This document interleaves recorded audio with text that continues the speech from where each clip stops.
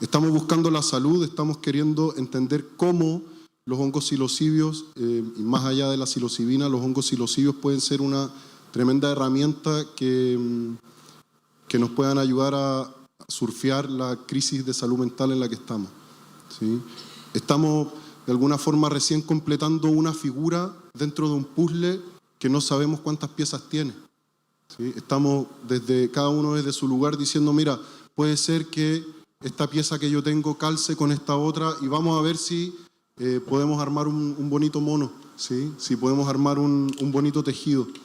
Llegan mensajes, llegan piezas desde la ciencia, llegan piezas desde la psiconáutica también, llegan piezas desde los usuarios, desde el mundo de los terapeutas, y también hay piezas muy importantes y valiosas que pertenecen al inmenso patrimonio del mundo indígena y de los pueblos originarios, y de alguna forma estamos entre todos y todas tratando de ver cómo confluimos, ¿sí? Y por eso nadie puede ser dueño de la callampa, porque de alguna forma todos somos hijos de ella, ¿sí?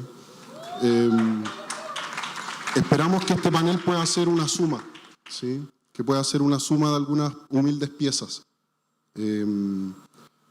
Estamos hoy día inmersos en un fenómeno global donde todos estamos hablando de que los hongos psilocibios curan y hay un potencial tremendo de uso terapéutico y de que son medicina, pero nos detenemos poco a pensar cómo curan.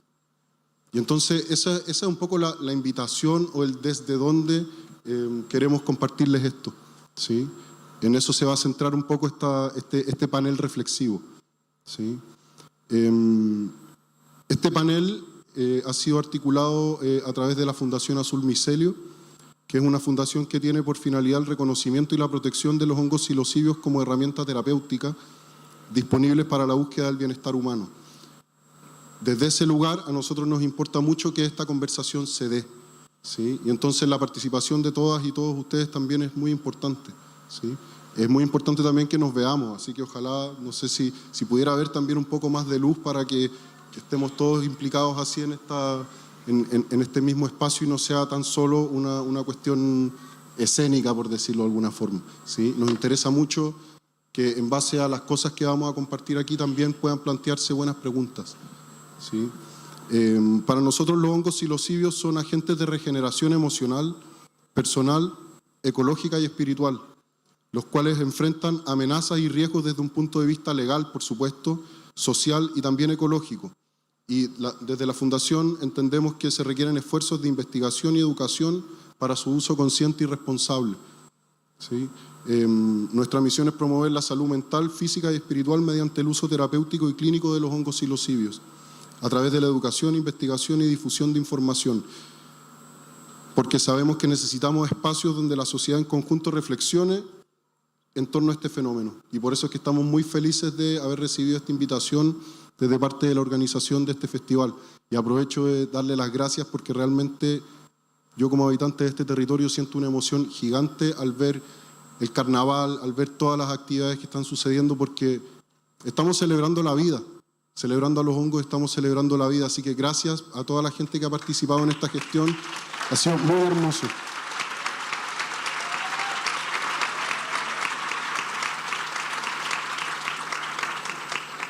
Muy bien, aquí me gustaría presentarles a nuestros invitados, invitadas. Allá tenemos a la Magdalena Sanfuentes, que es psiquiatra y médica integrativa y es psicoterapeuta y docente también. No estaba puesto en su descripción, pero a mí me alegra mucho que ella está acá porque es una suerte tener una comunicadora también como ella. No sé si la vieron, estuvo en CNN hace poquito haciendo un trabajo súper lindo. Gracias, Mane, por todo lo que has puesto ahí, por tu manera también de expresarlo. Así que muchas gracias.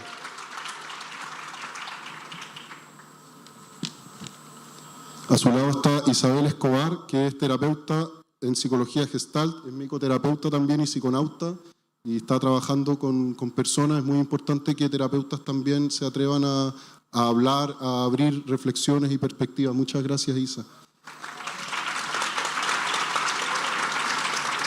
Y a su lado está la Montserrat Lepé, que es cofundadora de la Fundación Azul Micelio, es fonoaudióloga y terapeuta integral complementaria, ¿sí? Y aquí a mi lado está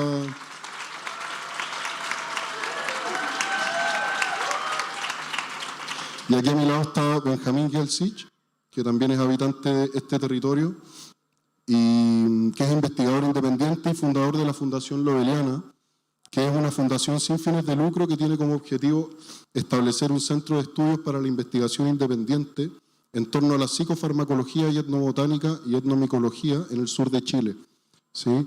Que estará compuesto por una biblioteca, jardín botánico, fungario y laboratorio de extracción y análisis.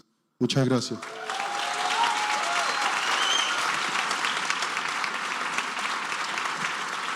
Entonces, antes de abrir el panel, me gustaría dar un poquito de contexto de qué es lo que vamos a hablar hoy día.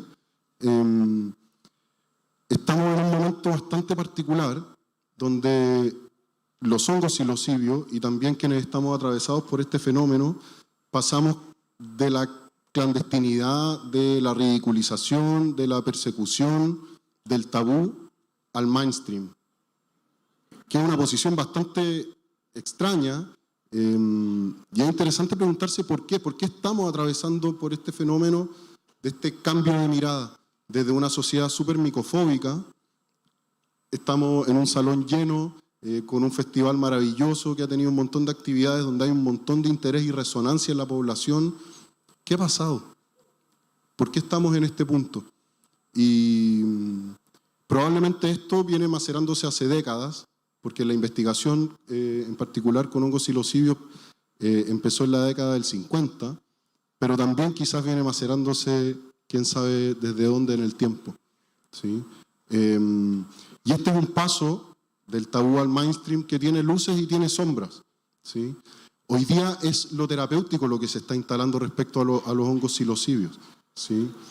No es lo recreacional particularmente, ni tanto lo ritual, quizás, sino que es una esperanza que está mediada por una crisis de salud mental que está súper relacionada a la pandemia, ¿sí? En la pandemia finalmente lo que vivimos desde el punto de vista de la salud mental es una intensificación de la vivencia sintomática. Es decir, independiente del tipo de síntoma que yo tuviera, la aislación, la incertidumbre, la crisis, finalmente terminó por aumentar la vivencia de ese síntoma.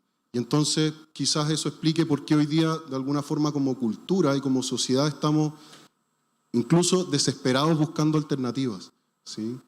Y eso, como les decía, tiene luces y tiene sombras, ¿sí? La luz que hay ahí, por supuesto que tiene que ver con la masificación de la información en torno a nuevas herramientas para salud mental, ¿sí? Y sobre todo en áreas donde la ciencia, la psicofarmacología y la psiquiatría han estado un poco estancadas, incluso desde finales de los años 80. ¿Sí? Y no es porque la psiquiatría sea penca o algo así, sino porque el problema es muy complejo y es profundo, ¿sí?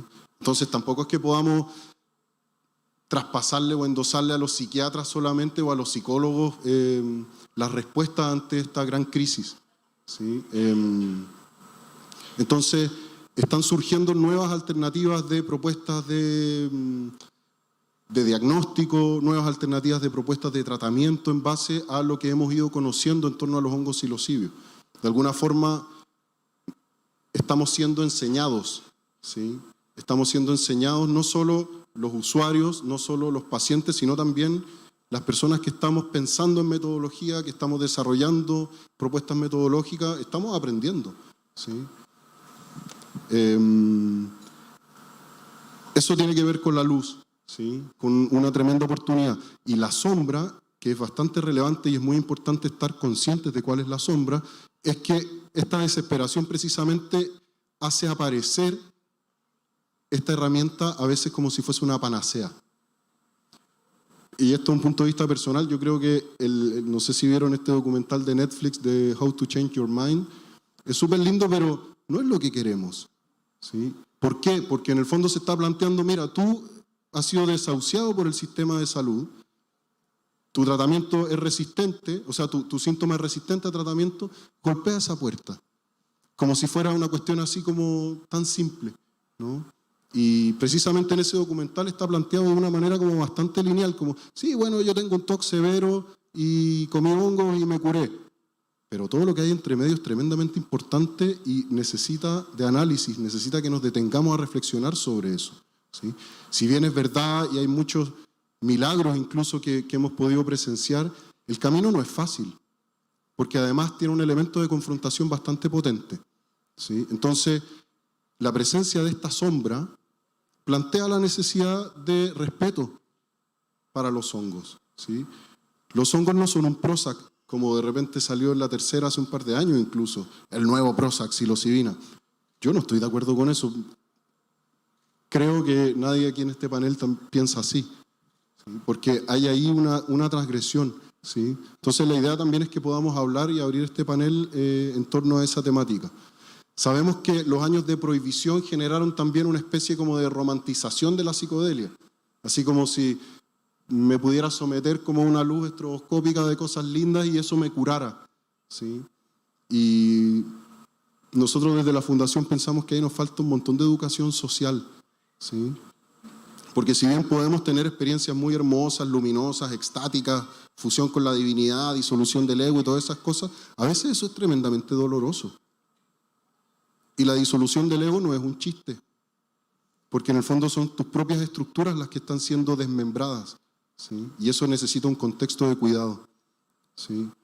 A partir del año 2010 surgió esto que se conoce como la tercera ola de psicodélicos, que en el fondo es el resurgimiento de la proliferación de estudios clínicos y de análisis de laboratorio que nos están dando un montón de luces acerca de cómo en esta relación que podemos hacer con los hongos psilocibios hay tremendas oportunidades para el manejo de la salud mental, sobre todo en su potencial de aplicación terapéutica en depresión, ansiedad, TOC, trastorno de estrés postraumático y otros, ¿ya? Entonces, cuando hablamos de lo terapéutico, es importante hacer algunas distinciones, y con esto voy a terminar para abrir el panel. En general, la literatura psicológica, antropológica y científica está de acuerdo en algunas nociones que nos pueden ayudar a distinguir tres contextos de uso, ¿sí? Tenemos un primer contexto de uso que probablemente es el más antiguo, que tiene que ver con el contexto de uso exploratorio, donde no hay un marco. Quizás pueda servir la imagen de estos tiempos antiguos donde perseguíamos la megafauna y estábamos buscando alimento y nos encontramos con estos hongos que brotaban de la caca de los animales que estábamos persiguiendo. Llegar y tomar, ¿sí? Esto también plantea este escenario que se conoce como, que se habla de los hongos psilocibios como enteógeno primordial, porque no necesitan una preparación, una decocción, juntarlos con otra planta para activar sus alcaloides, simplemente está ahí, ¿sí? Hay autores que plantean que tuvo que pasar mucho tiempo de uso exploratorio para que recién se pudiera articular el segundo contexto de uso, que es el contexto de uso ritual, que está muy anclado en las raíces históricas de los pueblos originarios, ¿sí? Cuando hablamos de lo ritual, básicamente nos referimos a una secuencia de acción que está mediada por un altar, ¿sí? Entonces, la antropología en este campo entiende que no hay ritualidad si no hay una secuencia de acciones o de símbolos, y si no hay un anclaje en un centro que está representado casi siempre por un altar, ¿sí? La persona que conduce ese espacio en general es un curandero, una curandera, un chamán o como se le quiera llamar, ¿sí? Aunque el término chamán es bastante problemático, ¿sí? Pero en el fondo hay una autoridad espiritual que media esa experiencia para su comunidad y que tiene el objetivo central de hacer contacto con lo sagrado, ¿sí? Ya sea que el propósito sea la curación, ya sea que el propósito sea recuperar las lluvias para el territorio o buscar el alimento o hacer una alianza de pareja o lo que sea, o honrar a un difunto, ¿sí? Cualquiera de los objetivos, de los propósitos que se plantean desde lo ritual, siempre van a estar atravesados por el afán de hacer contacto con lo sagrado para fijar ese propósito, ¿sí? Y hoy día, y probablemente el campo de uso más nuevo, el contexto de relación más nuevo es el contexto terapéutico, ¿sí? Cuando hablamos de terapia, cuando hablamos de contexto terapéutico, no estamos refiriéndonos a cualquier cosa, ¿sí? Y aquí es importante también tomar todas las décadas de reflexión que la psicología tiene en esta área, ¿sí? Quizás lo más relevante que define el ámbito terapéutico tiene que ver con la posibilidad de abordar un problema, ¿sí? Cuando yo me acerco a los hongos psilocibios porque quiero conocerme más, no estoy necesariamente en un ámbito terapéutico, quizás eso correspondería a un ámbito de uso exploratorio, ¿sí? Si yo quiero fortalecer mis lazos con personas que yo quiero mucho, con mi pareja, si quiero conocer de otra manera el territorio donde habito, eso forma parte del contexto de uso exploratorio, ¿sí? Incluso la ciencia está dentro del campo de uso exploratorio, ¿sí? Casi siempre, en casi todos los casos, ¿sí? Entonces lo terapéutico está atravesado por un problema. Estoy llegando a un espacio porque quiero de alguna forma resolver algo, ¿sí? Y ese espacio terapéutico también casi siempre está mediado por la presencia de un terapeuta que plantea primero un encuadre, es decir, un desde dónde voy a trabajar. Plantea también, al igual que lo ritual, pero de otra manera, una secuencia de acción, que en general está estipulado que es inducción, es decir, sesiones de preparación, luego las sesiones propiamente tal, y luego un proceso de integración. Y además, ese terapeuta en ese encuadre lo que hace es plantear un vínculo terapéutico. Es decir, no podemos hablar, esto lo dice la literatura, es algo que también podemos discutir, no podríamos hablar de un contexto de uso terapéutico sin un terapeuta entrenado que pueda acompañar a la persona en esa secuencia de acciones en un encuadre específico y potenciando y trabajando también en base a un vínculo terapéutico. Y esto tiene que ver porque entramos en espacios de desnudez álmica, si quieren, psíquica también, muy potentes, ¿sí? Y está atravesado por aspectos éticos que también vamos a abordar en esta conversación. Bien, entonces me gustaría abrir el panel con una pregunta. Vamos a hacer una modalidad doble, vamos a estar dirigiendo algunas preguntas personales y también vamos a dejar preguntas para que quien quiera en este panel pueda tomarlas, ¿sí? Entonces, me gustaría preguntarte, Mane, para partir, ¿con qué elementos se ha encontrado la ciencia en su indagación en torno al efecto en el cerebro que tiene la psilocibina, que puedan ser útiles en el abordaje y en las comprensiones que hacemos desde lo terapéutico? Ya. Hola, buenas tardes. Me siento muy agradecida de poder estar acá en este festival nuevamente y conversando estos temas. Respecto a la pregunta hay distintos modelos que están tratando de explicar desde la neurociencia cómo se genera este espacio de mayor avance en psicoterapia que el que se había visto en otras terapias, o distinto también, no necesariamente, o sea, hay otras terapias que pueden, procesos de transformación humana, incluso el arte, estar en una experiencia de vida importante, son procesos de transformación humana, pero en este contexto que Francisco delimitaba de las terapias, se han mucho preguntado de dónde viene este potencial curativo que aparece en el uso de hongos.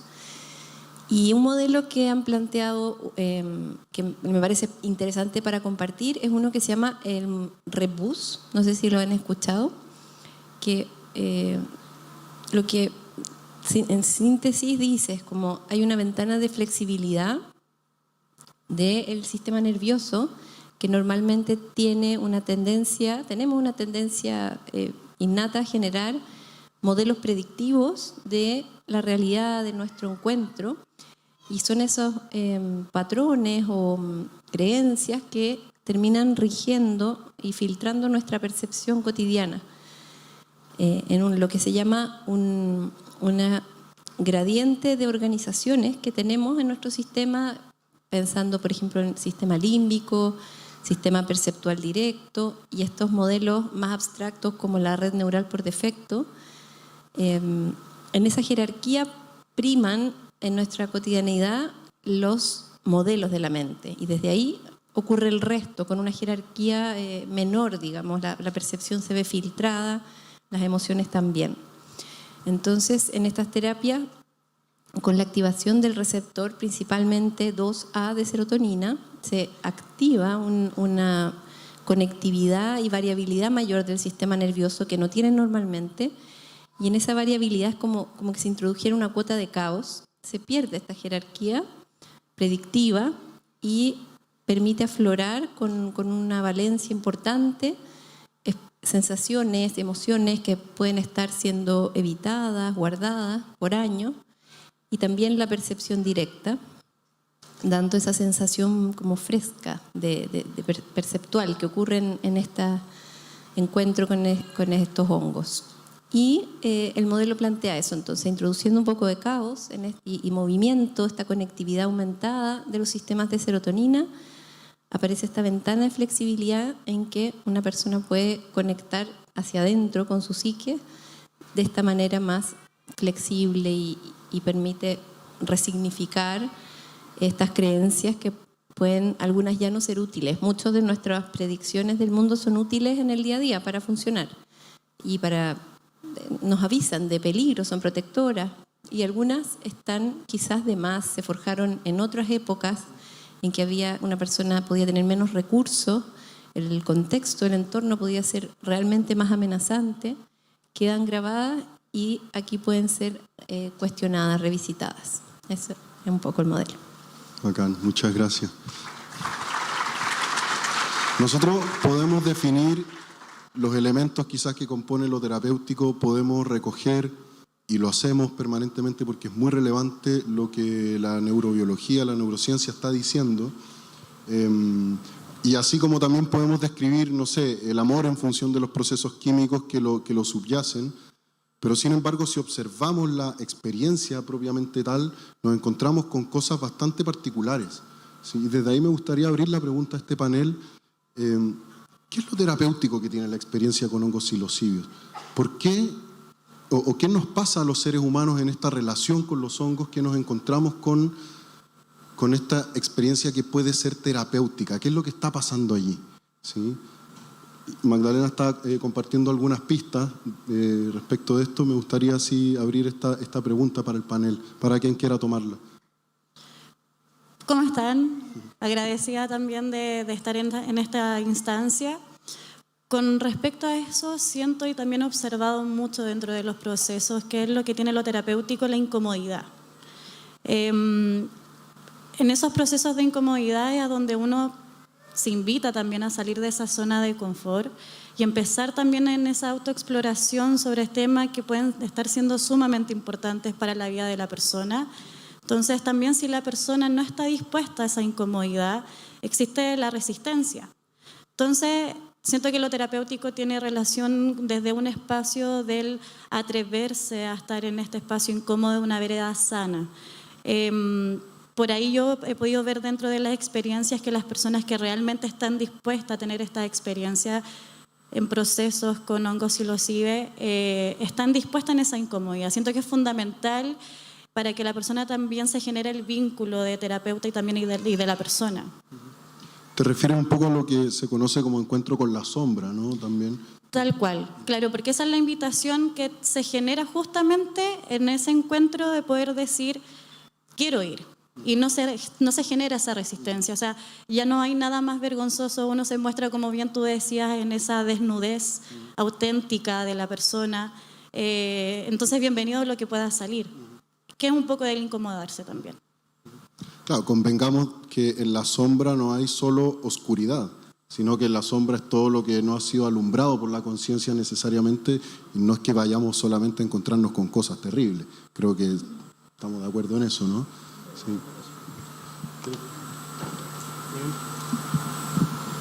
Claro, la sombra habita lo desconocido y esa es como la línea del descubrimiento.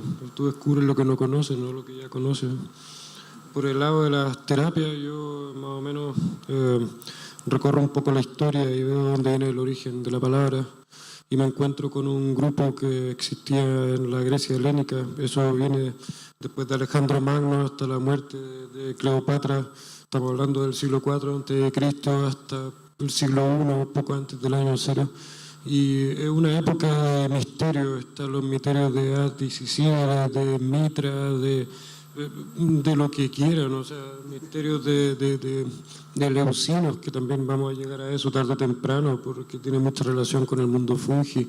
Y en estas líneas de búsqueda espiritual existe un grupo que se llama los terapeutai, Y los terapeutas son un grupo de personas que van a sanarse a sí mismos a los desiertos de Etiopía, completamente desnudos a nivel literal, o sea, se empelotan completamente el cuerpo y el alma. Y en el fondo un terapeuta era alguien que podía bajar a reconocer sus propios infiernos y volver de ese lugar. Luego de hacer eso, luego de reconocer el camino, podía ayudar a otros a superar su propio camino. Ahí es donde coincide bastante con la línea más del chamán, que el chamán, obviando el tema conflictivo del concepto, vamos a llegar a que es el guía. El chamán es la persona que sabe bajar al infierno y volver. Puede bajar al infierno, buscar un alma perdida y ubicarla en su lugar. O desde el infierno medio llevarla al infierno profundo, anda a saber tú. Ahí empiezan mitologías varias en distintas culturas, cada uno con su geografía del inframundo variante. Pero no, yo veo al terapeuta, lo veo desde ahí.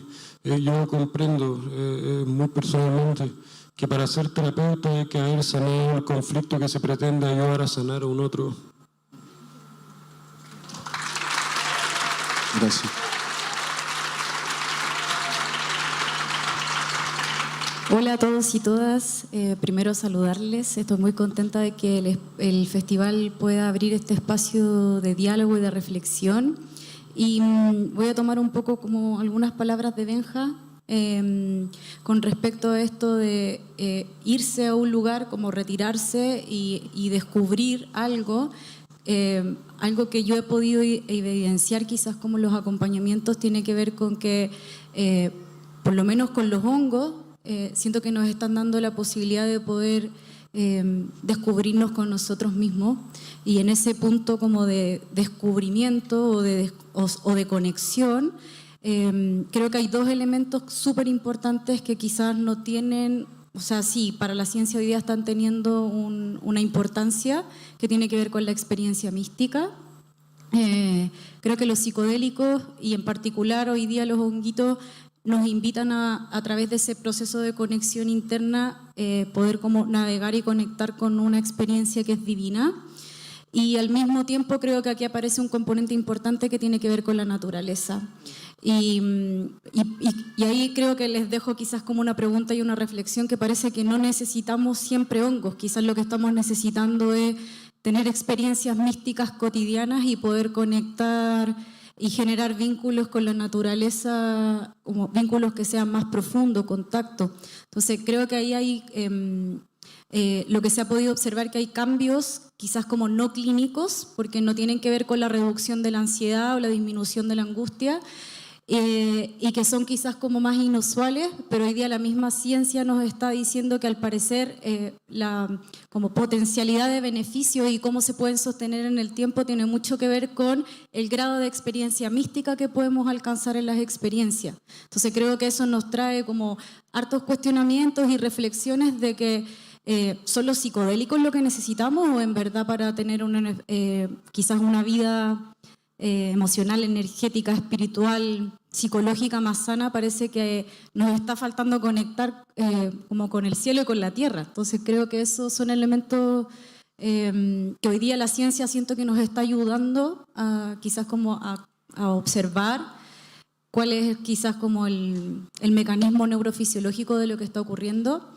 pero les invitaría así como a observar un poco eso, como quizás utilizar esto que los honguitos hoy día nos están permitiendo, que tienen que ver con la posibilidad de conectarnos con nosotros y con nuestro entorno, y que en ese entorno no solo hay seres humanos, también hay otros seres vivientes. Bueno, gracias.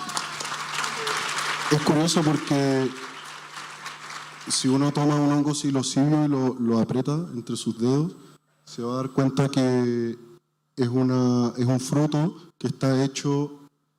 Es un fruto de tejido conectivo, está hecho de hifas, ¿sí? Y lo que estamos comiendo es ese fruto de tejido conectivo, que a mí me parece una metáfora bien interesante para hablar precisamente de esto, ¿no? De cómo nos pueden ayudar a reconectar canales que hemos coartado, por ejemplo, con el trauma, ¿no? Esto que decía la Mane al principio, que hoy día sabemos que hay muchos trastornos de salud mental que están sostenidos fisiológicamente por cerebros poco entrópicos, es decir, cerebros rígidos, es decir, cerebros que tienen menor conectividad, ¿sí? Y cómo de alguna forma los hongos pueden ser una herramienta para recuperar y regenerar comunicación emocional, comunicación vincular, regenerar tejido roto, que en el fondo tiene que ver con el rol ecológico de los hongos. Si nosotros somos la madre tierra y somos como ella, ¿no? Veía estas imágenes de este incendio que hubo en Viña y cómo vinieron luego del incendio los hongos, ¿no? Que yo vi y dije, bueno, somos iguales, ¿sí? Nos están haciendo lo mismo, ¿sí? Me gustaría, Isa, si nos pudierais contar, porque hoy día en el contexto de uso terapéutico hay dos grandes como áreas, ¿no? Que todo un aspecto tiene que ver con la microdosificación y otro aspecto que se conoce como macrodosificación. ¿Cuáles son las diferencias? ¿Cómo un usuario puede saber qué es lo mejor para su situación? ¿Para qué se usan una y otra? ¿Son complementarias? ¿Qué nos podrías contar? Me gusta mucho eso porque de hecho cuando llegan consultantes, una de las primeras dudas que tienen es, Isa, ¿qué me sirve más? ¿Una micro, una macro? Y viendo dentro de la experiencia, primero vamos a partir como por la definición base, ya como para que se entienda qué se entiende por microdosificación y qué es una macro, una sesión macro. La microdosificación en el fondo es un tratamiento que dura semanas, donde existen diferentes protocolos y es sumamente importante, justamente con lo que hablábamos anteriormente, de que existan evaluaciones previas, que se conozca a la persona, se genere un vínculo.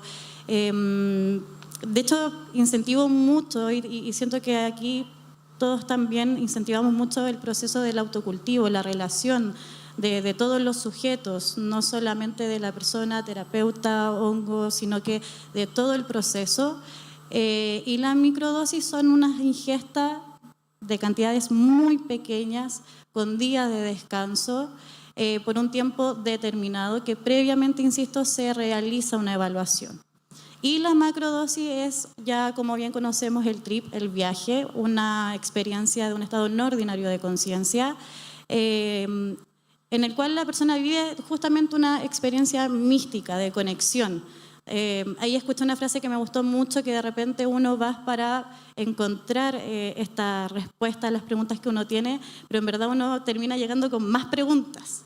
Entonces, por eso también es súper importante la integración y ahí también una evaluación. Entonces, ahí también me gusta mucho con respecto a las siguientes preguntas que venían, la autonomía de la persona, con la contención, entender que uno es un facilitador, una facilitadora dentro del proceso para que la persona también vaya tomando sus decisiones, que haya una enseñanza previa de estas dos aristas de modo de trabajar con los hongos y los CIBE. Entonces esa es la diferencia como base. Considero que cada persona es un universo distinto. Entonces también desde ahí ese proceso de que la persona al conocer cómo se trabaja vaya resonando también con lo que más le va acomodando.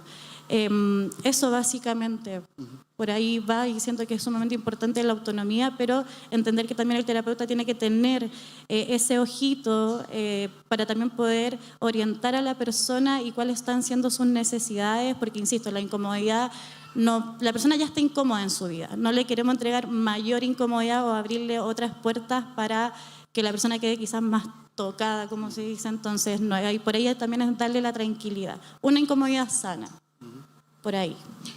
¿Qué es un facilitador? Porque hoy día se habla mucho de esto, ¿no? Y hoy día hay ofrecimientos de formaciones o de espacios donde se facilitan sesiones de este tipo. En Chile, fuera de los marcos legales y fuera del territorio también, en todas partes se está dando esto y se habla mucho del facilitador. ¿Qué es? ¿Cuán relevante es? ¿Es un aspecto realmente distintivo del encuadre terapéutico o no lo es? Me gustaría como desde ahí aportar un poquito más y ahí entregar micrófono. Tiene mucha relación con lo que decía Benjamín, como sumergirse en este viaje del héroe, como decía Joseph Campbell, que estamos todos en el mismo juego. Entonces un facilitador también es el que tiene esas mismas experiencias. La guía es la medicina, y ahí también tener ese conocimiento de sumergirse en ese viaje también como persona, entendiendo que uno también es humano. También es importante, como que un facilitador es una persona que tiene herramientas, que está dispuesta a entregarle a la persona, a compartirla, a enseñarla, a difundirla. Para mí ese es un facilitador, el que no guarda la info, sino que la entrega también para que estemos todos en este viaje colectivo. Súper. ¿Alguien más quisiera complementar?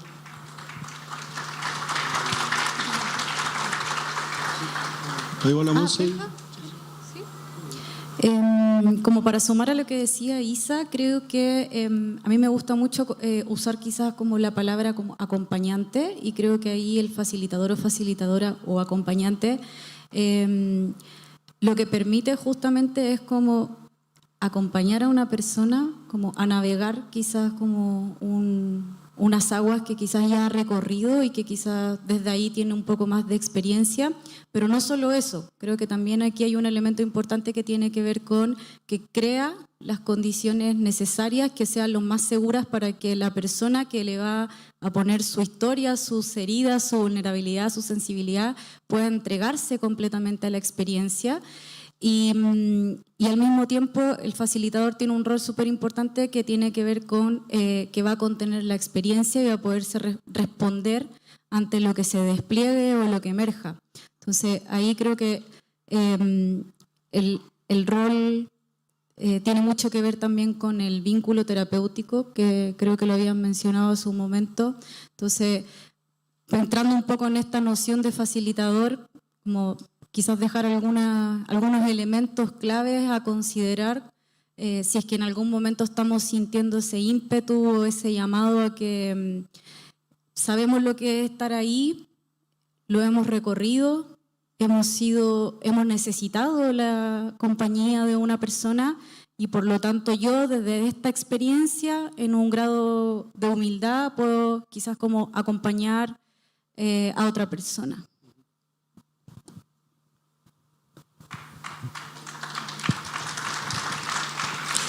Bueno, al principio tú mencionabas algo de una crisis en cuanto a la salud mental en estos tiempos y las formas de solucionarla mediante terapia, pero eso es solucionar un problema, pero ¿cuál es la raíz de ese problema?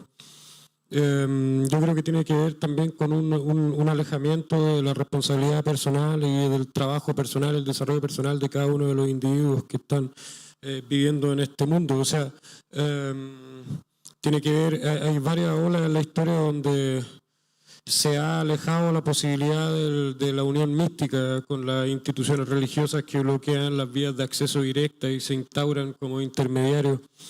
Luego, después de eso, o sea, para pasar rápido, el Estado autocrático termina con el Estado liberal en el momento de la independencia de Estados Unidos, Revolución Francesa, cuando cambian un pequeño detalle en las constituciones donde dice que el argumento racional le gana al argumento de fe.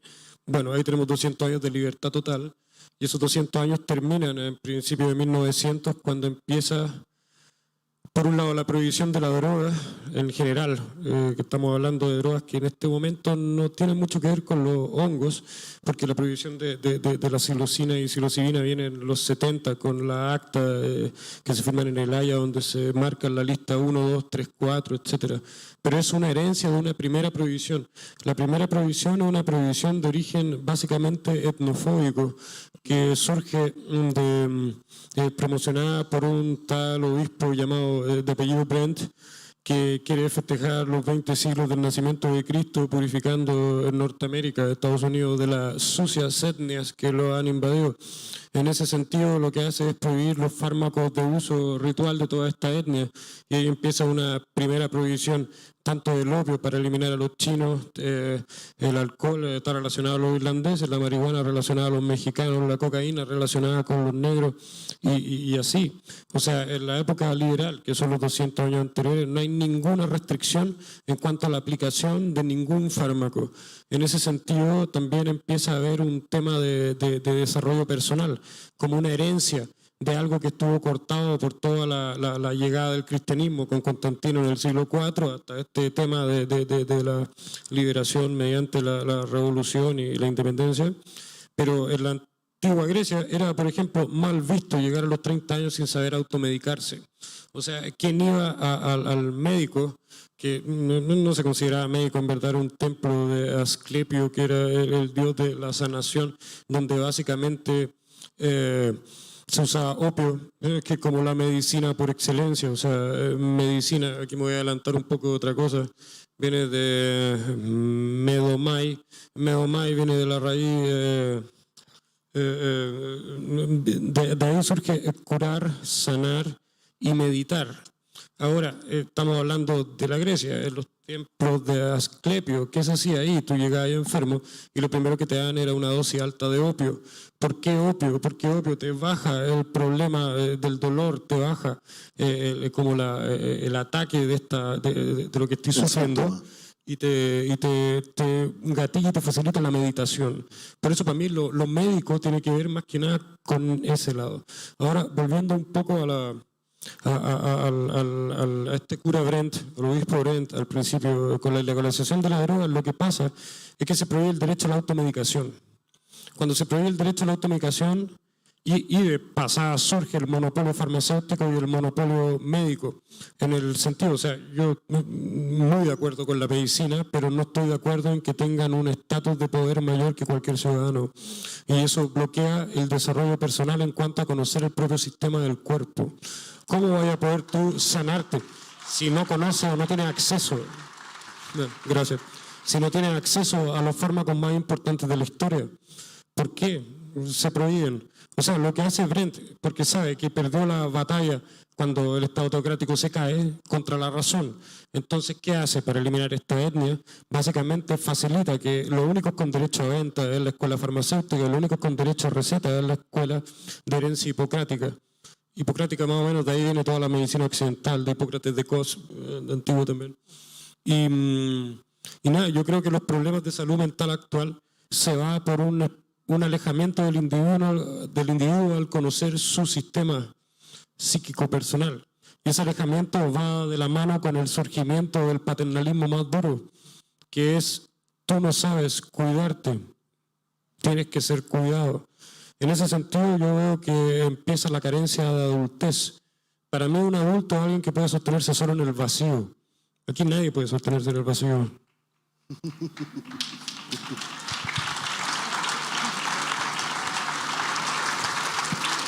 Estoy totalmente de acuerdo contigo y creo que para poder ejercer esta libertad sobre nuestra propia conciencia, lo que mínimamente necesitamos es estar informados, ¿sí? Sin información puedo meterme a nadar entre tiburones sin saber que los tiburones existen, ¿sí? Entonces es muy importante que haya un ejercicio de autoeducación, y eso es una responsabilidad personal, ¿sí? No podemos regalarle esa responsabilidad a los medios, por favor no lo hagan, ¿sí? Entonces me gustaría saber, en base a eso también, y me gustaría preguntarte, Mane, ¿cuál crees tú que son las zonas de riesgo o los peligros asociados al uso terapéutico de hongos psilocibios? ¿Hay bordes de riesgo potencial? Sí, yo he podido como acompañar personas y ahí me hace mucho sentido lo que dice Benjamín, que se encuentran con escenarios muy frustrantes. Por ejemplo, tener la expectativa de que venga una magia externa y se haga cargo de un montón de síntomas y problemas que no ha habido una intención de observar y de cultivar sistemáticamente o regularmente una vida de presencia, de atención, de lidiar con lo difícil, entendiendo que como seres vivos tenemos una tendencia a evitar eso que nos duele, que nos amenaza de muerte, digamos. Es como, obviamente, hay un sentido de vida bien profundo y de escape de la muerte también. Y desde ahí, en general, rechazamos estar asomados a esa incomodidad, generamos mucha evitación y el riesgo es pensar que esto es otra manera de evitar, por ejemplo, como de bypassear el trabajo difícil o el dolor de la vida. Estas terapias no, o acompañamiento o procesos vitales, psiconáuticos, no liberan del sufrimiento de la vida, en el fondo. Y cuando está esa expectativa, ahí hay un riesgo súper grande porque más allá de que la experiencia en sí misma es muy intensa, pensando en las macrodosis, lo que queda abierto también es un cuestionarse un montón de cosas que estaban dadas por sentado, como mandatos sociales o autoimposiciones de lo que es bueno, lo que es malo, lo que es correcto, lo que no. Y todo eso requiere como una intención, unas ganas de querer explorarlo, como decía Monse, navegarlo.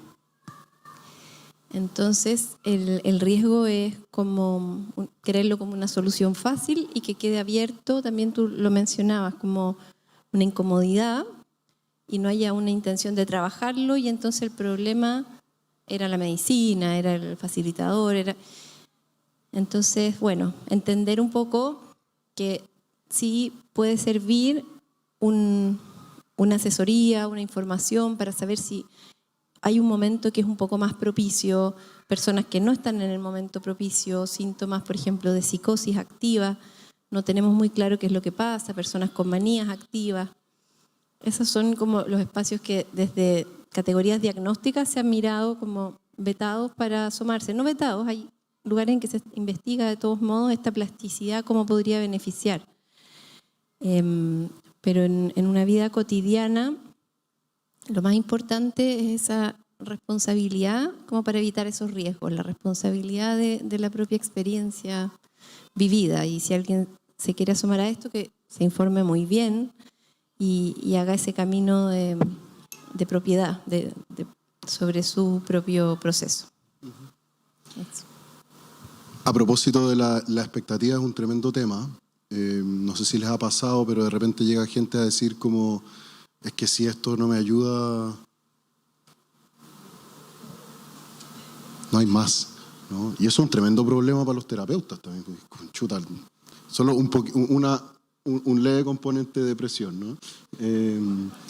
Que es tremendo, ¿sí? Sí, justamente con lo que señalas, Francisco, como por eso es importante el vínculo y el proceso de evaluación, generar una conversación previa, entendiendo que todo es un viaje, no es solamente hacer terapia y que la persona entre en un proceso de psicoterapia desde la primera sesión ya es un viaje. Entonces, me ha tocado de repente que también encuentro que es sumamente importante que lo conversemos. Personas que han llegado con tratamientos previos donde solamente le dieron una cierta indicación, tampoco indican el protocolo que utilizaron, no lo conocen y llegan como justamente con esta expectativa de es que Isa no me sirvió o no, en verdad no creo mucho, pero todavía quiero probar, no sé, y están ahí con la duda, ya se va generando una resistencia sumamente interesante. Entonces, siento desde ahí que no es llegar e informarse con que te entreguen un PDF de 2 páginas y que te dejen ahí, a un desnudo demasiado incómodo, no hay un seguimiento. Entonces, siento que también hay una responsabilidad entre todos, en verdad, generar esa conversación como lo estamos haciendo ahora, que la estamos como replanteando y conversando entre todos, incluso ustedes. La comunicación, de cómo también se realizan los procesos. ¿Qué has visto tú dentro de los otros procesos? Me llegó un caso de esto, el apoyo, una conversación también desde la vereda terapéutica y no la individualización, sino que como también nos enseña la comunidad Fungi, poder generar esta colaboración entre todos. La comunicación siento que también es fundamental. Súper, súper. ¿Quieres agregar algo, Monse? Sí. Hay como algunos conceptos con los que se ha intentado quizás como describir o categorizar a los psicodélicos. Y desde los hongos se habla mucho de que pueden ser como catalizadores de algún componente quizás como emocional, una memoria, alguna experiencia quizás como negativa o traumática. Y al mismo tiempo está toda esta noción que nos trae Grof como amplificadores inespecíficos. Entonces creo que pensar en que es inespecífico lo que se podría amplificar o desplegar en una experiencia inmediatamente nos deja en un terreno como de mucha incertidumbre, de mucho misterio. Entonces, llevando esto a tu pregunta, creo que uno de los riesgos, y a propósito que estamos hablando de estos facilitadores o acompañantes de experiencia, es que se catalice alguna experiencia con una memoria emocional y corporal muy fuerte y que el terapeuta facilitador no pueda contener o responder ante esa acción que se está necesitando completar, sobre todo cuando hablamos de trauma y cómo se manifiesta en el cuerpo. Creo que por ahí va y ahí el riesgo creo que tiene mucho que ver con que voy a mi experiencia a resignificar mi experiencia traumática, pero si el facilitador o la persona que está diciendo que me va a acompañar no sabe contenerme, la experiencia se puede volver retraumatizante. Y para mí, por lo menos, como desde la experiencia personal y desde lo que he podido observar también en el acompañamiento, creo que es fundamental y nos deja en un punto súper quizás de responsabilidad de poder identificar como, wow, parece que el facilitador, si es que se dispone a acompañar, parece que está teniendo un rol mucho más importante, sobre todo en una sociedad que viene llena de traumas biográficos y heridas sociales que han quedado plasmados en nuestro territorio corporal como traumas.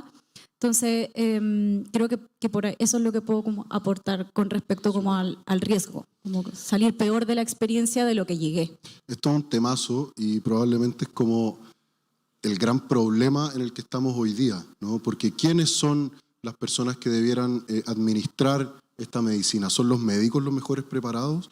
¿Son los chamanes que vienen o los curanderos que vienen de otros entornos y marcos culturales?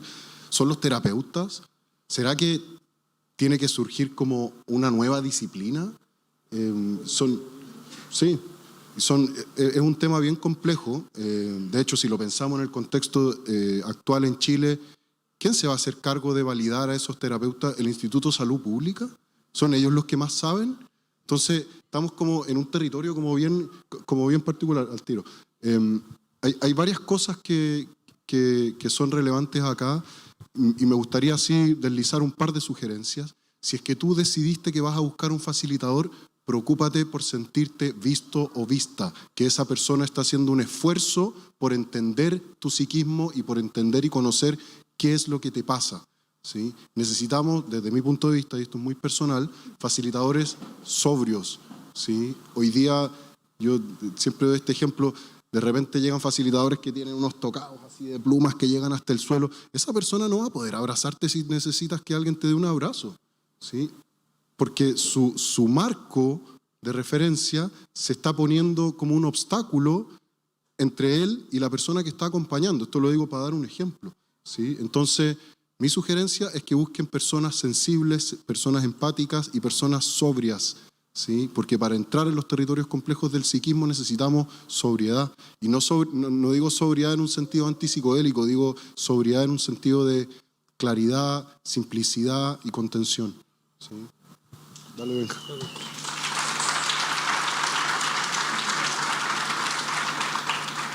Bueno, yo creo que no debería estar limitado el acceso a ningún psicoactivo mediante ningún departamento de ningún tipo de poder. Yo creo que la persona adecuada para tomar estos hongos en terapia es la persona que la busca, no la que se le ofrece. Y yo también creo que influye mucho el lugar y todo. O sea, muchas veces el lugar más seguro para tomar por primera vez un hongo o un ácido o lo que sea es con gente de suma confianza en el hogar, y eso no te lo puede dar ningún terapeuta. Tal cual. O sea, yo creo que es muy importante que todo este como nuevo boom psicodélico no se deje llevar por esta jerarquía de poderes y limite el acceso a ciertos grupos. Porque eso ¿en qué va a derivar? Va a derivar de partida en un monopolio económico brutal, va a derivar muy posiblemente en un guruismo, como en un nuevo médico brujo, pero un médico hipocrático hecho brujo, dejado llevar por un delirio de gurú. Y eso es muy probable. O sea, Está pasando, ¿eh? Está pasando, sí. O sea, yo creo que los pasos son informar y liderar. No creo que haya más que eso por hacer. Aquí hay un punto súper interesante que es un elemento que no hemos mencionado en todo este panorama, que es el autocultivo, ¿sí? Porque si bien nos están diciendo que hay bacterias que están produciendo psilocibina a gran escala y cosas de esa naturaleza, de hecho hoy día hay grandes corporaciones que están haciendo análogos de la psilocibina, va a hacer que la experiencia sea más corta y entramos en toda esta cuestión de modificar las moléculas. Eso está pasando en un nivel, y en el nivel de la sociedad lo que estamos viendo es que el autocultivo se ha disparado, ¿sí? Y de alguna forma los hongos psilocibios están fructificando en millones de lugares, ¿sí? Entonces, Monse, ¿qué tiene que ver el autocultivo en todo esto? ¿Qué lugar ocupa? ¿Cuál es su papel en todo este entramado misterioso del hongo hoy día? Sí, aquí hay algo interesante que a mí me gustaría... ¿Está sonando? Sí. Que me gustaría compartir.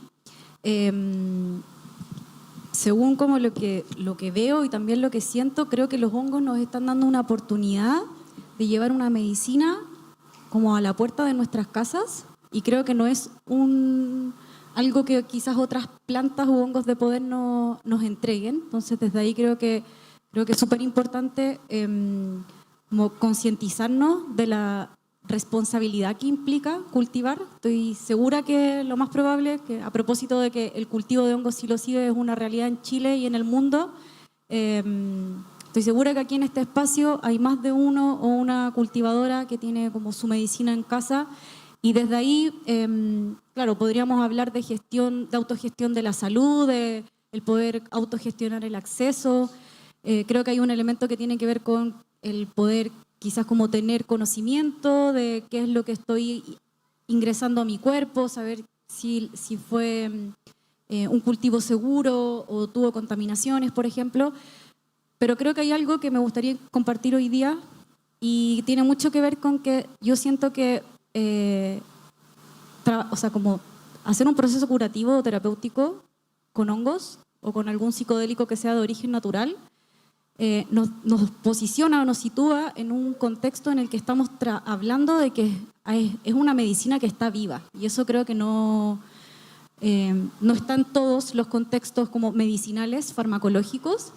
Y desde ahí hay algo que yo siempre menciono y que quizás ya me han escuchado hablar, que tiene que ver con que yo siento que el cultivo nos da la posibilidad también de cultivar un vínculo, y hoy día hemos hablado mucho del vínculo terapéutico. Creo que me parece como bonito que se entregue esta posibilidad de que en el proceso curativo haya un facilitador o una facilitadora, pero pensando en esto, ¿cierto?, en este vínculo terapéutico, pero quizás hay un vínculo que no sé si estamos considerando tanto, que tiene que ver el vínculo que yo establezco con lo que estoy ingresando a mi cuerpo, y desde ahí yo creo que el cultivo es una herramienta finalmente que nos permite, si bien acceder a, como de manera quizás segura, a nuestra medicina, también siento que nos permite cultivar un vínculo con aquello que está ingresando a nuestro organismo y que nos está permitiendo quizás entrar en contacto con elementos que en el cotidiano no lo tenemos. Así que desde ahí creo que podría ser un elemento importante el autocultivo, y considerando lo que mencionaba de que hoy día los hongos nos dan esta posibilidad como de llevar la medicina a nuestra casa y tenerla quizás como en un cuartito en nuestra pieza, que podamos también cuestionarnos como la responsabilidad que eso implica. Como de alguna manera es como que estamos teniendo la posibilidad todos y todas como de portar una medicina, y a veces no es quizás como alguna reflexión que nos hagamos en el cotidiano, se vuelve un proceso un poco como automático. Y ahí hay otro elemento importante que siento que de alguna forma impacta en nuestros resultados o potenciales beneficios que podría tener en la experiencia, porque de alguna manera yo me estoy implicando y me estoy relacionando de una manera distinta. Entonces yo ya no voy a la farmacia a comprar mi medicamento, sino más bien busco el sustrato fértil que me permita poner mis semillas y mis propósitos ahí, y le entrego como todo el amor, la energía y la disposición de aquello que después de alguna manera me va quizá a ayudar o va a funcionar como un coadyuvante para llegar a esos territorios a los que queremos ir a navegar.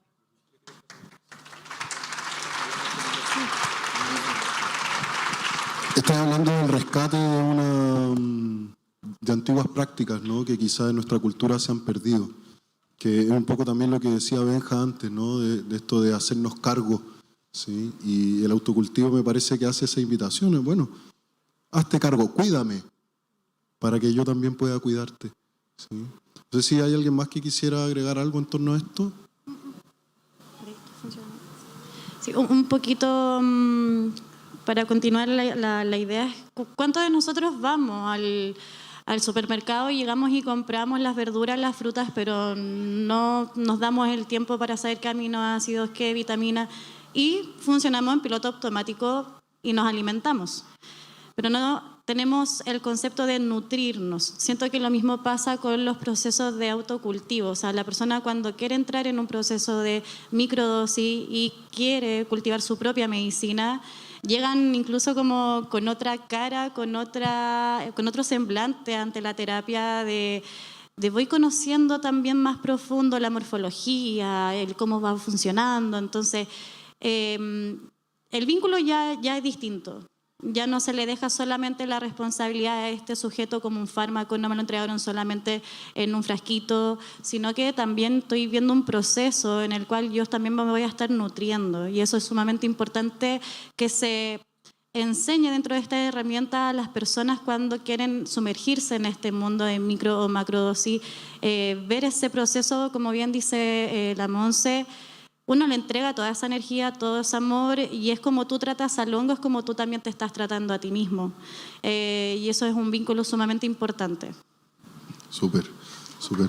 Oye, Benja, me gustaría hacerte una pregunta. ¿Qué relación tienes con los hongos? ¿De qué manera esa relación ha podido ser terapéutica para ti? Bueno, yo los hongos... para mí son un mecanismo para practicar psiconáutica en el fondo. Eso sería navegación por la psique. Y yo no les digo mucho medicina, yo le digo honguito nomás o algo así, por el tema de que no necesariamente estoy buscando sanar algo.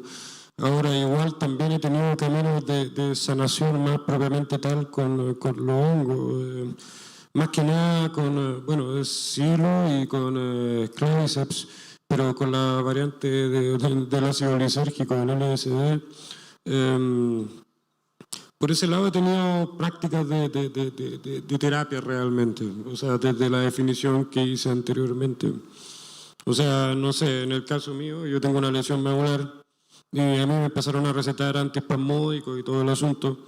Y yo dije, no, esta cuestión no me tinca porque en verdad el antiespasmódico hace que tenga menos electricidad en el cuerpo. Yo creo que tengo que invertir esto y debería tener más electricidad. Así que bloqueé todos los remedios de un día para otro, cosa que fue pésima porque estuve 2 semanas botado como electrificado. Después me dijeron que era muy peligroso, pero yo no lo sabía en ese momento. Y con los consumos de ácido lisérgico y hongo y mescalina, básicamente psicofármacos naturales, esta electricidad interna empezaba a crecer de una manera brutal, o sea, muy poco funcional. Pero era tan brutal que me obligaba a tirarme al piso. Esto yo lo practicaba solo en una cabaña que tengo ahí en el bosque para que nadie se asuste porque si no es más complicado. Y sin decirle a nadie tampoco, no sé si es muy prudente, pero para mí me servía. Y nada, me tiraba al piso y ahí empezaba a practicarlo mezclado con yoga. Y me di cuenta que la electricidad de estas sustancias hacían que mis posturas de yoga se terminasen en las partes del cuerpo que yo no manejo, se reactivaban y completaban las posturas y todo el asunto. Y con esto me empecé a dar cuenta, pero esto es genial, entonces quizás debería tirarme en un bosque a ver si logro salir de ahí. Bueno, y empecé a practicar eso. en el bosque, en Huerquehue, también más o menos solo, igual logré como subirme a la silla de nuevo, porque si no todavía estaría ahí, me fosilizado. Pero el tema es que terminé desarrollando un método, ahora más o menos me podría considerar terapeuta, porque hago terapia a varias personas que tienen lesiones menos altas que yo, que nunca se han bajado de la silla, y yo les digo, mira, si es bien fácil, a lo más te pegáis, ¿cachai? Pero hay cosas de tirarse para adelante, con ciertas técnicas, sí, pero nada, me ha servido mucho en ese caso, porque entre la meditación con el yoga, la meditación con lo psicodélico y el lanzamiento al vacío, que sería el primer motor, porque no sé qué hay ahí, y yo asumo mi riesgo, y nada, ahí es donde uno descubre cosas, como decía antes, solo en la oscuridad se descubren cosas. Y la oscuridad no es necesariamente algo negativo, es una malformación como única que tenemos de esta obsesión con la luz, el foco, quedar encandilado y no ver nada. Más o menos por ahí va la cosa. Pero esa es una relación más personal, pero eso nace de la exploración psiconáutica en el fondo. O sea, cómo puedo conocer la infinidad del mundo interior cuando ya pierde la definición o el límite entre que sea interno o externo, en que trae objetivo subjetivo, personal, social, astral, como uno lo quiera ver. Pero más o menos por ahí va. Básicamente es como un complemento. O sea, también tiene esta relación con lo que decía ya antes. La intención, el prejuicio y todo eso que va. Yo prefiero tener antes de mi viaje la mente totalmente en blanco y no llamar a nada ni tratar de prejuiciar nada, porque lo que he aprendido es que con psicofármacos lo que uno llama sucede. Si tú quieres evadir la realidad, la vas a evadir. Si quieres explorarla, la vas a explorar. Si quieres profundizar, la vas a profundizar. Ahora, la brújula que yo ocupo para estos viajes es el miedo directamente. Si yo siento un ápice de miedo, lo que hago es que espero una noche de tormenta y me tomo un ácido. Así que empiezo a enfrentarlo directamente y luego lo quedo antes de que crezca. Y ahí logro mantenerme en cierto presente, pero básicamente para mí esa es la brújula. Gracias. Voy a tomar lo último que mencionas, porque me parece que es un temazo, a propósito de lo que también han compartido anteriormente en el panel. ¿Qué rol tiene el miedo? ¿Por qué el miedo es tan relevante en estas experiencias? Desde la terapéutica, también desde la experiencia personal. ¿Qué posibilidad hay ahí en atravesar, nosotros le decimos correr el cerco, como en el fondo llevar la conciencia más allá de la frontera habitual? ¿Qué pasa con el miedo? ¿Cómo gestionarlo? Me gustaría así abrir esto en el panel. Ya ver, yo parto. Bueno, podría mirarse como distintas aristas del miedo, pero pensando como lo que decía Francisco, cómo enfrentarlo, me acordé como de algunas imágenes. Una es como sentir que tenemos, yo digo, tengo un sistema nervioso que está configurado de una cierta manera, se parece a los de otros seres humanos, es un poco más distinto de otros seres vivos con sus sistemas de manejo y de aprendizaje en el fondo. Y una de las cosas que aprendemos con mucha prioridad es a tener miedo, cosas que nos amenazan, la vida, el bienestar. Hay un montón de dolores que no son físicos, como el fuego, puede ser el rechazo social, la sensación de inequidad, la exclusión, temas de estatus. Desde la psicología social ya se han mapeado algunas de las cosas que incluso activan el área como cerebral del dolor físico, pero que son dolores emocionales, vinculares. Y empezamos a juntar miedo con más facilidad que otras cosas. Entonces, ir al encuentro del miedo, como asomarse, yo siento que ayuda como a, en cualquier instancia y facilitado con algo que genera un poco de plasticidad, probablemente hay más acceso a esos miedos, pero acercarse a él como para poder poner en duda si esa intensidad con la que se encendió es realmente de sobrevivencia, hay algo aquí de esta envergadura que se está poniendo en juego, porque si no vamos perdiendo muchos grados de libertad en la vida, acarreando miedos, sobre todo que estaban quizás diseñados para defendernos de predadores, y entonces empezamos a andar con un montón de trancas, de piedras en la mochila, cosas que como que no nos dejan expresar nuestro potencial, lo que queremos ser, conectar con nuestro propósito. Y ahí yo creo que hay como una clave que se muestra, pero que tiene que ver con la vida completa, que es la conciencia y no el control. No es el control desde el miedo de toda mi conducta, pero es la conciencia de cada cosa que dejo entrar en el umbral de mi cuerpo, que ojalá me ayude a sentirme bien, qué es lo que elijo cultivar, qué intenciones, qué miradas, que dejo entrar a mi cuerpo en comida, también en sustrato, en qué sustratos me estoy yendo a habitar. En mi caso, hay como 25 comidas que yo he detectado que si las como me siento pésimo, y algunas me pueden dejar en un viaje como cercano al coma, transitorio, o sea, quedo sin fuerza y sin mente por días. Es una condición inmunológica.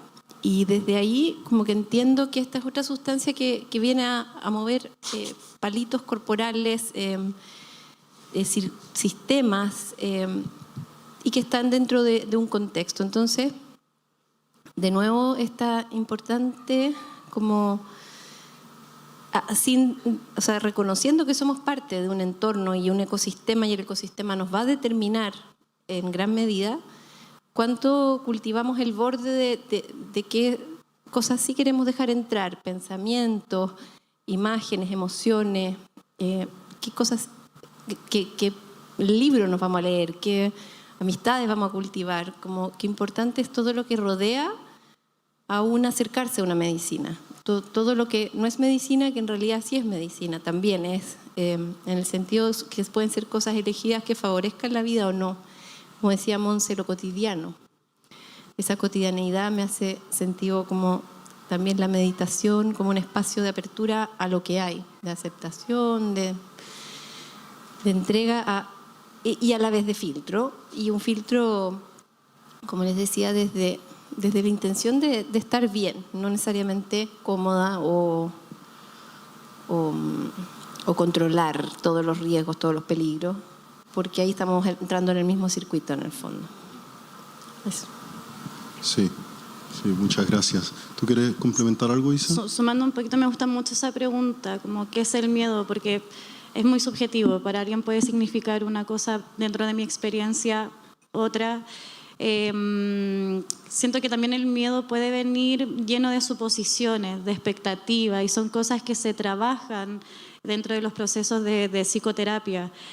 Si pudiera graficar un poco el miedo según mi visión, según también dentro de mi experiencia, el miedo es un poco esa energía que te paraliza y te invita a sentarte en esa silla de víctima, donde uno espera a que la motivación llegue para generar cambios. Entonces es muy riesgosa, es importante reconocerla, es importante incluso hasta personificar cómo es mi miedo, y voy a descubrir que el miedo que yo llegué a pensar del cómo era, terminó siendo de otra forma. Entonces voy llegando a una génesis mucho más interesante para descubrirla y enfrentarla.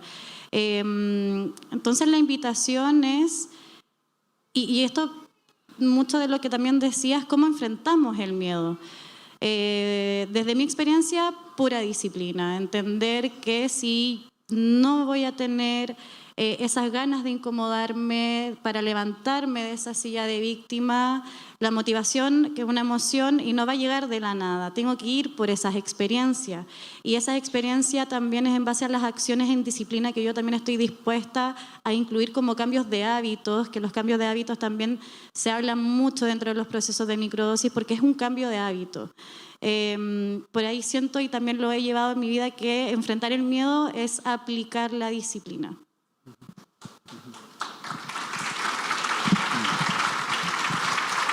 Yo estoy súper de acuerdo con esta perspectiva de considerar que finalmente el miedo es un devorador de libertad, ¿sí? Que en la medida en que no hay un desencadenante terminamos como más metidos en nuestra propia cajita, ¿sí? Me encanta como este juego de palabras de la elongación del hongo, como si pudiera elongar en una especie de yoga psíquico para recuperar dominio perdido, ¿sí? A propósito del miedo, y que parece que esa es una manera de ganar libertad, ¿sí? Claro, muchas veces la psiconáutica te obliga a enfrentarte a los miedos que hay estado evitando siempre. Para mí ese es como uno de los mayores beneficios en el fondo. Sí. A mí me gustaría agregar algo con respecto a eso, haciendo quizás como una visión más como histórica y social. Parte de lo que me ha tocado ver a través como de acompañamientos de procesos de microdosis es que la gente tiene mucho miedo. Lo que más aparece o he escuchado tiene que ver con el miedo a perder el control, que creo que nos trae una temática muy interesante para conversar y abordar. Y el otro es como el miedo a que voy a vivir una emoción que quizás se va a desbordar. Y creo que ahí hay un elemento importante que tiene que ver con que parece que hemos sido poco educados en la gestión de nuestras emociones. Entonces, finalmente el miedo es una emoción que nos está permitiendo protegernos. Yo, perdón que ocupe esta palabra, pero me cago de miedo antes de hacer una ingesta y he podido como identificar que la posibilidad más que como de, quizás como de controlar, tiene que ver con el poder gestionar qué me está pasando con ese temor. Y no polarizarme en ese miedo, que no sea un miedo que me limite y que quizás coarte mi experiencia o que resista algún elemento o territorio al que necesito llegar porque hay algo ahí que se va a completar que quizás históricamente no se ha podido como concretar. Y al mismo tiempo también no entrar como en el polo opuesto de decir como ya me voy a entregar sin miedo. Creo que sería como, o sea, que podría ser interesante también, quizás con cierta ya como experiencia o expertise, pero inicialmente creo que está bueno igual que haya una cuota de miedo y desde ahí solo aprender a gestionarlo como una emoción protectora que de alguna forma, claro, nos deja un sistema en alerta, quizás como frente a una posible amenaza. Y creo que tiene mucho que ver con el territorio como desconocido, misterioso al que podemos acceder. Así que eso. Ahora, para que no se asusten, en el fondo no necesariamente vamos a ir a enfrentar el dragón, ¿no? Si bien hay un elemento como en el propósito, en la intención, que es súper importante para direccionar la experiencia, finalmente estamos en las manos de los hongos. ¿Sí? Y a veces las personas se predisponen así a, ya voy a ir a la raíz del trauma y voy a vencer este dragón interno, y los hongos te llevan a nadar con delfines, ¿sí? Y otras veces que, si no, estoy muy estresado, necesito relajarme, y pum, aparece una experiencia súper confrontacional, ¿sí? Entonces también hay como un factor como de apertura, de arrojo quizás también, que a mí me gusta pensar que ya el hecho de dar el salto, de saltar en el Benji de la experiencia, ya es ganancia. Y ya estáis ganando libertad independiente de los contenidos que se desplieguen. Es decir, los hongos están haciendo cosas en tu cerebro que no necesariamente se van a traducir en una cuestión vivencial o en un insight emocional o en descubrir un aspecto oculto para tu conciencia. Ya hay un trabajo de regeneración que está sucediendo, ¿sí? Me gustaría plantear el último tema antes de abrir las preguntas y me gustaría, Monse, preguntarte, y también para quienes quieran tomar esto en el panel, ¿qué tiene que ver aquí el tema ético? ¿Sí? Porque entendemos en general como ética este cuerpo como conductual que un facilitador, acompañante, terapeuta debiera tener, y muchas veces se habla de que hay como un estándar ético mínimo, ¿no? ¿Qué es esto? ¿Qué es la ética? ¿Qué rol juega? ¿Es distinto? ¿Son distintas las implicancias éticas que tiene un proceso de micro o de macro? ¿Cómo es este asunto? Con respecto a eso, creo que la ética, pensándolo desde el contexto terapéutico, en donde vamos a ser como acompañados por alguien, juega un rol súper fundamental, considerando quizás como la ética terapéutica como el ejercicio que nos permite orientar nuestras conductas a quizás como potenciar todos los beneficios y reducir todos los riesgos, así como muy simple. Y desde ahí creo que se vuelve fundamental y Y lo que estamos haciendo hoy día, yo siento, es un ejercicio ético que tiene que ver con el poder cuestionarnos, por ejemplo, si en un contexto terapéutico se requiere o no la presencia de un terapeuta, cuáles son los campos de acción, cuáles son las respuestas, los lineamientos, los encuadres, etcétera, etcétera. Entonces, ahora, intentando quizás como diferenciar entre lo micro y lo macro, creo que cualquier acción que implique como acompañar quizás como una experiencia o el estado quizás como de salud de una persona requiere de un ejercicio ético que sea constante y ahí haría quizás la invitación de la importancia de cuestionarnos también como facilitadores o facilitadoras nuestro ejercicio y nuestro rol, como lo que eso conlleva, la responsabilidad que tiene. Y desde ahí creo que los espacios de reflexión como estos nos invitan a construir quizás ciertos como principios, considerando un poco que la ética terapéutica ha intentado quizás establecer como un código más bien universal, me parece como súper poco realista porque creo que hay elementos quizás como culturales, sociales, políticos que están súper implicados.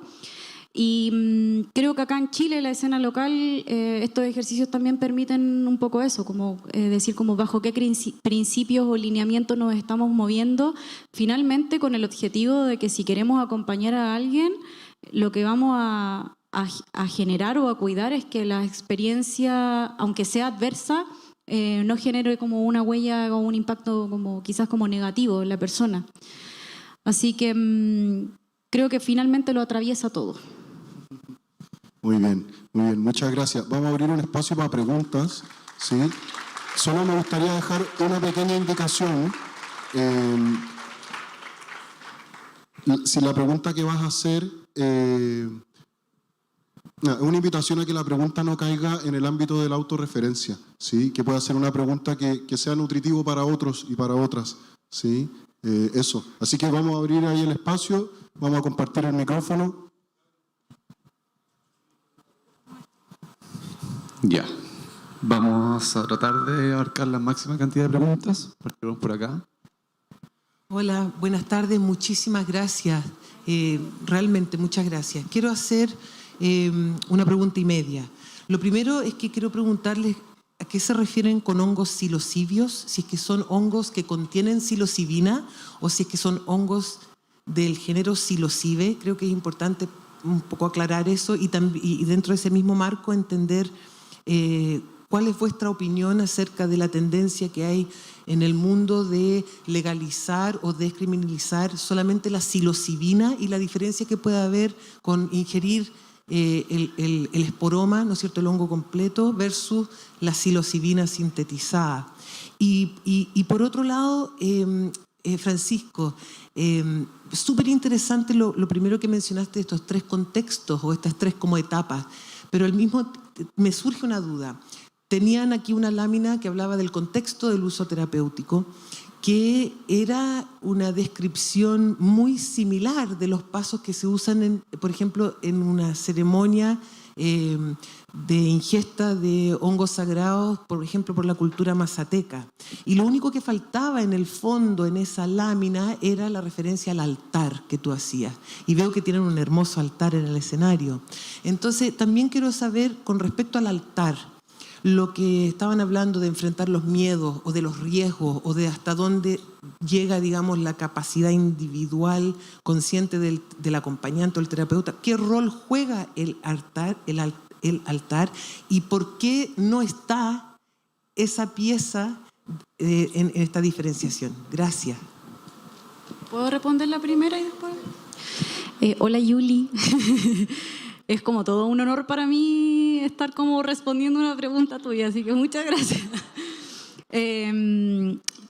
Claro, cuando hablamos de hongos psilocibios, nos referimos como a hongos que contienen psilocibina y hiciste una pregunta que a mí me encanta, porque hoy día lo que la ciencia está intentando hacer, creo que quizás como con fines como positivos o negativos, no lo sabemos, o lucrativos también, es un poco como extraer solo un principio activo y desde ahí se está intentando estandarizar. Entonces, extraen la psilocibina, ¿cierto? Y de alguna manera se está investigando a través de una psilocibina que está como sintetizada y eso está generando quizás algunos resultados clínicos, podríamos decir quizás asociados a la salud y algunos quizás que no tienen que ver con cierta sintomatología y con el propósito un poco de poder establecer quizás como un mecanismo de acción, como si yo extraigo la psilocibina, ¿qué es lo que me está generando? Ahora, desde una visión súper personal, creo que es una forma como bien reduccionista de poder quizás como observar. Creo que la ciencia lo está haciendo en un intento de generar evidencia y evidentemente eso nos está ayudando, pero hay como una especie de propuesta que de hecho se toma desde el uso de la cannabis, que lo que se ha abordado es que, por ejemplo, el THC, en su principio único, aislado, no tiene los mismos resultados que en su totalidad y en toda la complejidad en esta relación y vínculo con los otros principios activos. Entonces, me parece que quizás estamos intentando como dar avances, que creo que es súper beneficioso, pero al mismo tiempo nos trae una visión reducida. Creo que hay un efecto, creo que eso se llama como efecto Entourage, algo así, si alguien quizás lo conoce me corrige, que justamente tiene que ver con esta articulación de los principios activos y cómo eso hoy día nos despliegan estas experiencias. Entonces creo que uno de los dilemas y cuestionamientos interesantes tiene que ver con eso, como los resultados van a ser los mismos si es solo con psilocibina o van a ser distintos cuando están conjugados con los otros principios activos.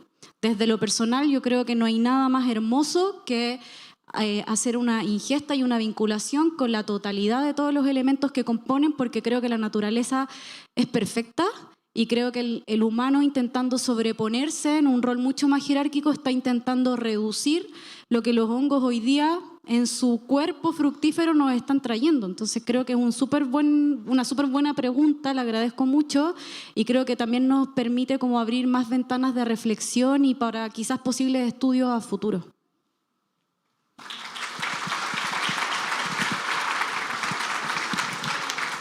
Bueno, respecto a lo segundo, gracias por observar, por mirar. Me gusta mucho esta posta de generaciones. El uso ritual le debe su existencia al uso exploratorio y el uso terapéutico le debe su existencia al uso ritual, y eso es algo que no podemos desconocer. Hoy día estamos frente a muchas narrativas que se plantean como que estamos inventando una rueda, y eso es absurdo, ¿sí? Porque los mapas están escritos, ¿sí? Y yo desde la ética terapéutica creo que no debiéramos desconocer la enorme tradición de metodologías de abordaje que tenemos, ¿sí? Hoy día hay un enfoque que viene principalmente de Europa, donde se plantean contextos hiperhigienizados para tener estas experiencias. Y tenemos personas haciendo inmersiones en altos dosajes de psilocibina, en contextos así, en salas blancas, en un hospital básicamente, ¿sí? Eso responde a varias cosas. Responde, por un lado, a lo primero que mencionas, que tiene que ver con el control de variables, es decir, lo que la ciencia necesita hacer es separar o distinguir variables para saber qué cosa produce cuál otra. Entonces, eso es lo que sostiene estos contextos hiperhigienizados, ¿sí? Esto da para quizás para un libro, quizás para un panel específicamente sobre el tema, porque precisamente la voz americana está trayendo la importancia del altar, ¿sí? Y eso es algo que nos corresponde a nosotros. Yo me alegro muchísimo que, o sea, es tarde, pero igual está haciendo. Recién el año pasado en el Senado en México pudieron empezar a discutir de estas cosas abiertamente. Y estaban así los mexicanos con toda o sea, una tradición gigante cultural y espiritual y médica al respecto, diciendo qué rol vamos a jugar nosotros. Y cuando yo escuchaba ese nosotros, yo decía, bueno, nosotros, ¿sí? Que en el fondo, ¿cuál es la perspectiva americana? ¿Cuál es la voz americana que distingue de esa voz europea, quizás más biomédica, hiperhigienizada y distinta a la voz estadounidense, por ejemplo, que tienen sus propios problemas, sus propios hígados, sus propias situaciones, sus propias culturas? Y acá nosotros estamos atravesados por una relación con el territorio que es tremendamente valiosa, ¿sí? Cuando se pone un altar, cuando se trabaja con un altar en una ceremonia, lo que se hace es construir o reconstruir el macro en un micro abordable. Es decir, se ponen ahí todos los elementos que componen el universo, de tal manera que en el estado ampliado de conciencia se puedan ir a infundir de energía que les falta o ir a tomar energía de ese lugar para poner en la persona, ¿sí? Entonces, todo el anclaje del altar finalmente tiene que ver con la conducción energética y es una tremenda posibilidad precisamente para conducir, lidiar y gestionar el miedo, ¿sí? Eso. Muchas gracias. Qué buenas respuestas, qué buena pregunta. Aquí estamos junto a don Rod. Hola, mi nombre es Rod. Este no es regular en realidad, pero siento el...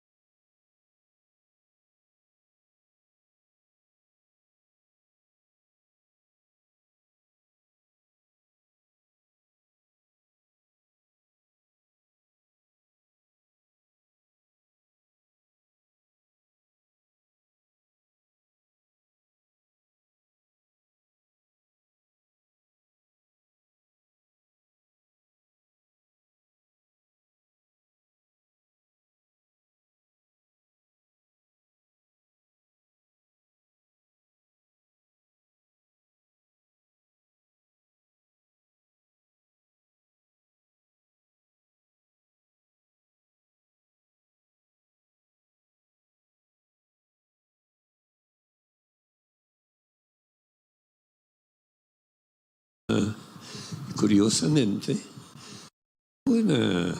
yo diría una gran lección. Estaba volando, vi el propio accidente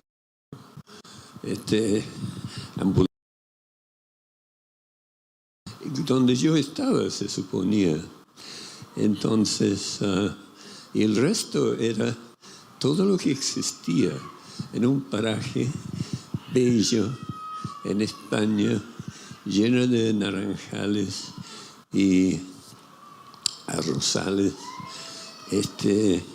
Y lo que más quiero comentar es que en ese momento, que algunos llamarían una near death or out of life experience, había una sensación de no miedo, pero absolutamente indescriptibles.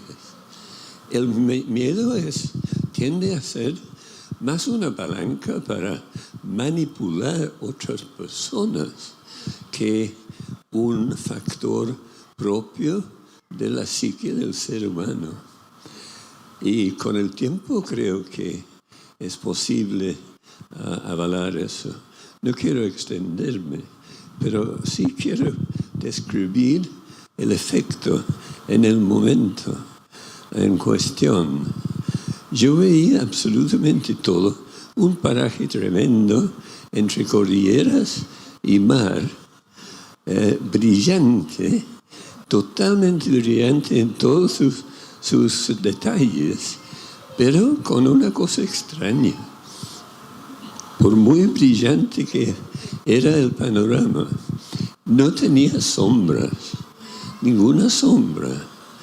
Entonces me llamó la atención. Claro que no estaba pensando muy lógicamente, pero sí era intrigante. ¿Por qué este lugar especial, que lo estaba experimentando como mágico, no tiene sombras?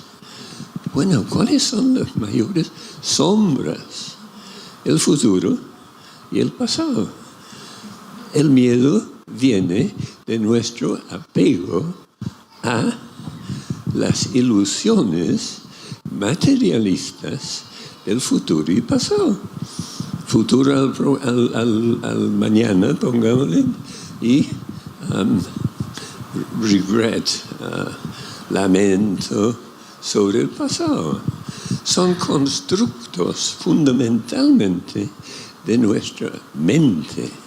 Entonces, y digo esto con la confianza que cada persona acá se tendrá que, o seguramente está, relacionándose con un trabajo en este sentido, porque con eso va todo lo que uno aprecia como calidad de vida, transparencia, equilibrio, bondad, etcétera, etcétera.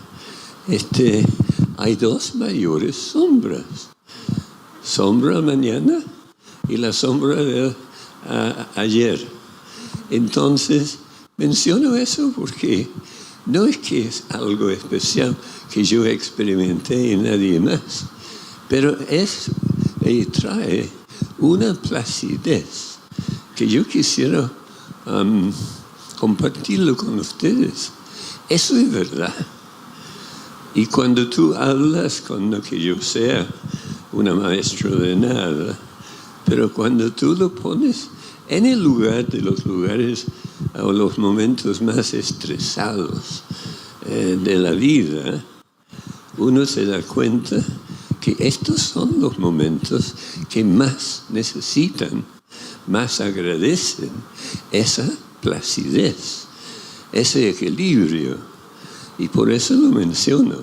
Pueden confiar que eso es parte de una realidad que no es una opinión, es una experiencia. Gracias. Quiero decirte, Rod, que acabo de estar en el Bolsón y me hablaron mucho de ti. Y me dijeron, tienes que conocerlo, tienes que conocerlo. No pensé que iba a suceder tan rápido.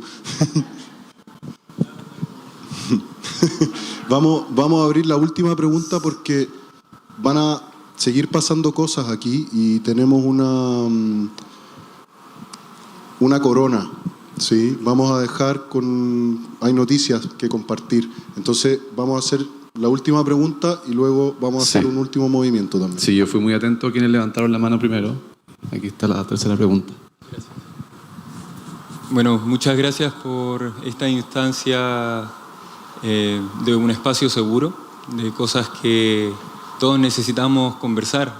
Y a veces se conversan en un círculo de 2, 3 personas. Ahora conversarlo en un círculo de tantas personas entrega una riqueza gigante.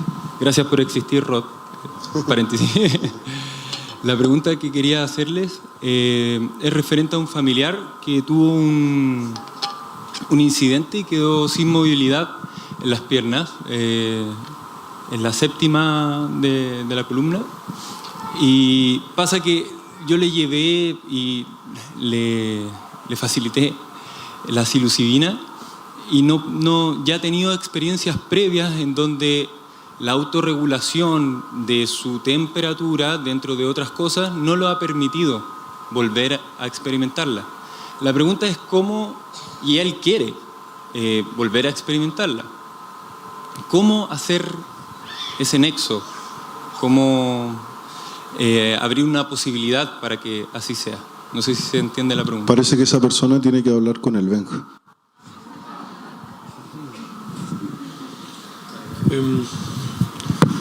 Bueno, es que en el tema de accidentes medulares cada caso es totalmente diferente. Y por eso es yo podría, claro, expresar que la investigación personal es la única respuesta, o sea, empezar a experimentar. Igual tiene sus costos y su riesgo. Yo mucho lo que uso es psiconáutica. Mis viajes son para ir a, por así decir, recablear ciertas cosas de mi propio sistema. Y me ha tocado hacer buenas reconexiones y malas reconexiones que casi me han matado, ¿cachai? O sea, igual es complejo el asunto. Ahora no hay nadie que te pueda decir cuál es el cable correcto que tenés que tocar. Eso yo creo que son decisiones totalmente personales. Si la persona quiere adentrarse y aventurarse, apoyarlo humildemente, pero sin prometer nada nomás, y a navegar, digamos.